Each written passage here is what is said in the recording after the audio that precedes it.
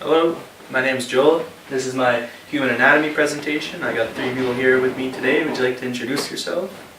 I'm Jason. Trudy, Romaine. Alrighty, three of you. Let's get this started here with human anatomy. Moving on here. Functions of human anatomy. There's three different subjects to this. There's an introduction to human anatomy, tissues, and early embryology. Alright, so we'll start off with microscopic anatomy. What is microscopic anatomy? It is the consideration of structures that cannot be seen without magnification. Microscopic anatomy can be subdivided into specialties considering the features within a characteristic of ranges, starting at cytology and histology. Cytology being the analyzation of the internal features of the cell. Histology is taking a broader perspective and examines the tissue. And then we move on to gross anatomy, which is considers larger structures and features that are visible to the unaided eye. So stuff you can see without an aid, like a microscope.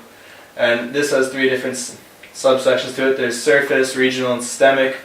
Surface refers to the general form and superficial markings, so stuff you could see with just looking at a person, like birthmarks, hair color. Yeah.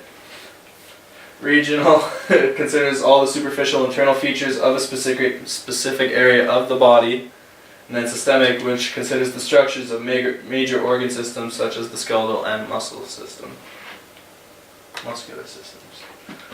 There's levels of organization. There's 6 of them. It's organism level, organ system level, organ level, tissue level, cellular level, and then molecular level. And I chose only to do one of them because we just don't have time for them all. So I chose organ system.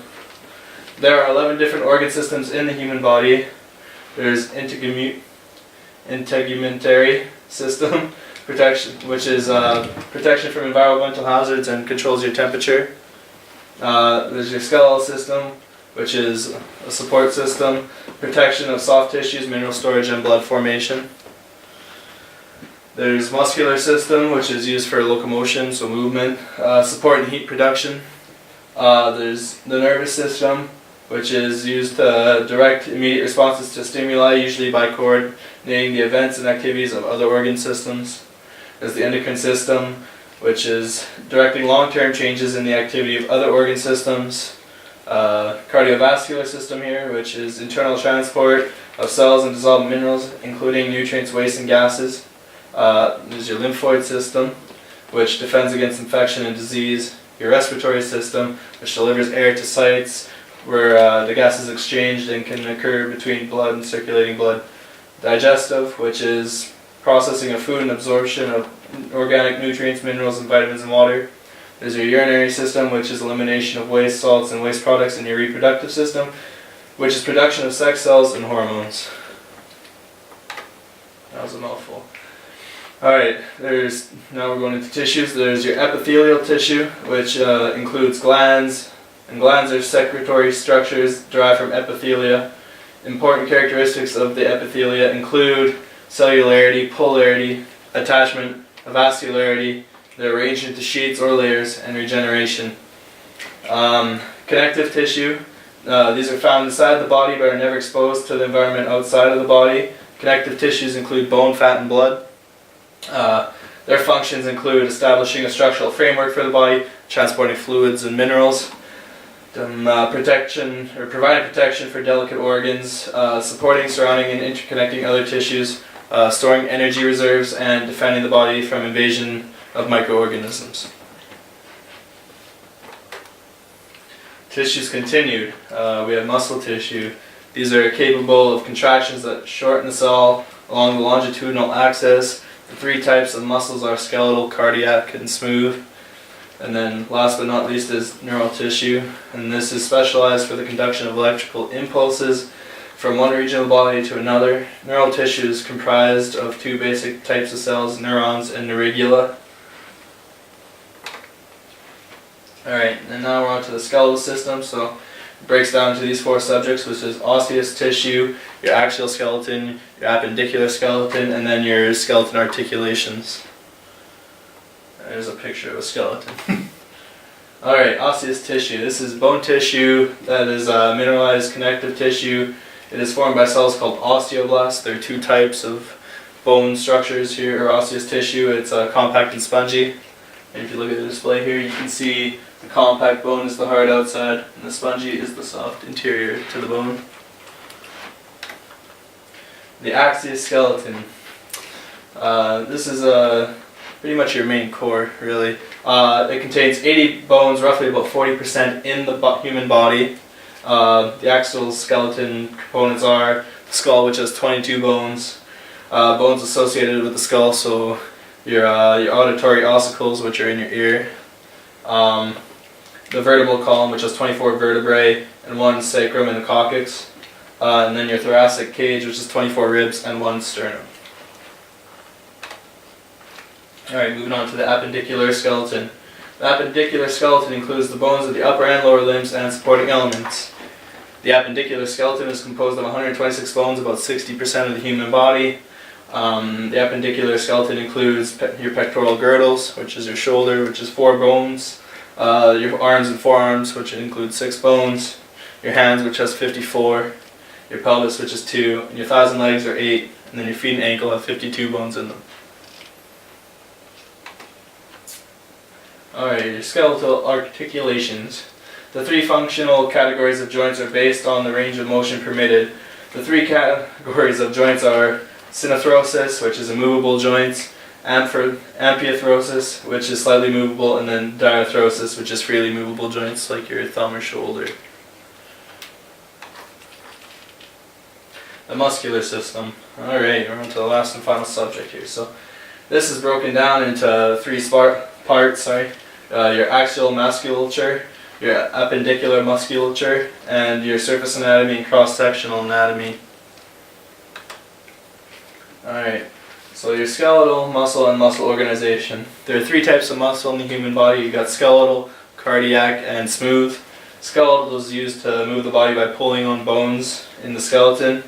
Cardiac is tissue that pushes blood together through the arteries and veins of the circulatory system. And smooth is tissue that pushes fluid and solids along the digestive tract and performs varied functions in other systems. These muscle tissues share 4 basic properties, and those are excitability, contractility, extendability, and elasticity. Excitability being the ability to respond to stimulation. Contractility, the ability to shorten actively and exert polar tension on a harnessed or connective tissue. Extendability, the ability to continue and contract over a range of resting lengths. So while you're resting, obviously sleeping. And then elasticity, which is the ability for the muscle to rebound back to its original state or length. Alright, your axial musculature. The axial musculature arises on the axial skeleton. It positions the head and vertebral column. It assists in breathing and the moving of the rib cage. The axial muscles fall into 4 groups. There's your head and neck, your vertebral column, your rectus muscles and obliques, and the muscles of the perineum and pelvic diaphragm. And then we're on to the appendicular musculature here, which these are muscles that are responsible for stabilizing the pectoral and pelvic girdles and for moving the upper and lower limbs. These are 2 major groups in the there are 2 major groups in the appendicular muscles.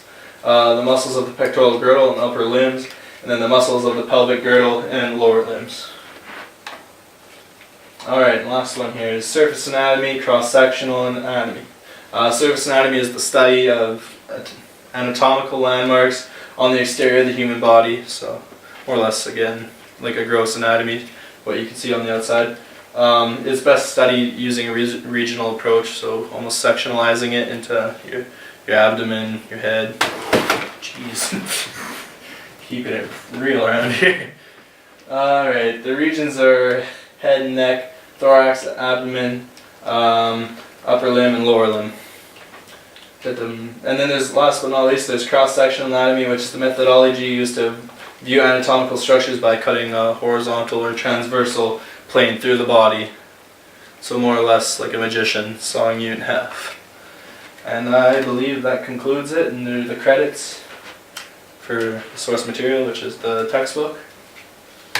And I think that's it. Alrighty, now for the interaction part. You guys each wrote down a question for me. So I guess let's start off with you, Trudy. Okay, so can you name an injury that could occur on the axial skeleton or muscle? Yeah. For your axial skeleton, an injury that could occur would be a broken rib, broken spine, cracked skull, broken jaw. For your axial musculature, you could get a hernia. Does that answer? It does, yeah. Okay. Could you give me an example of a skeletal muscle versus a smooth muscle? A skeletal muscle would be your bicep. The head, the short head, the long head. For a smooth muscle, I would say your bladder, your intestines, your veins. Okay. You? What bones in your body would be considered a removable joint? An immovable joint that would be in your human body would be your skull.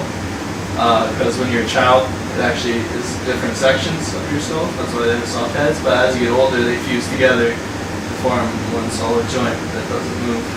Another would be your tooth, where your tooth is lodged in your jaw. It is an immovable joint.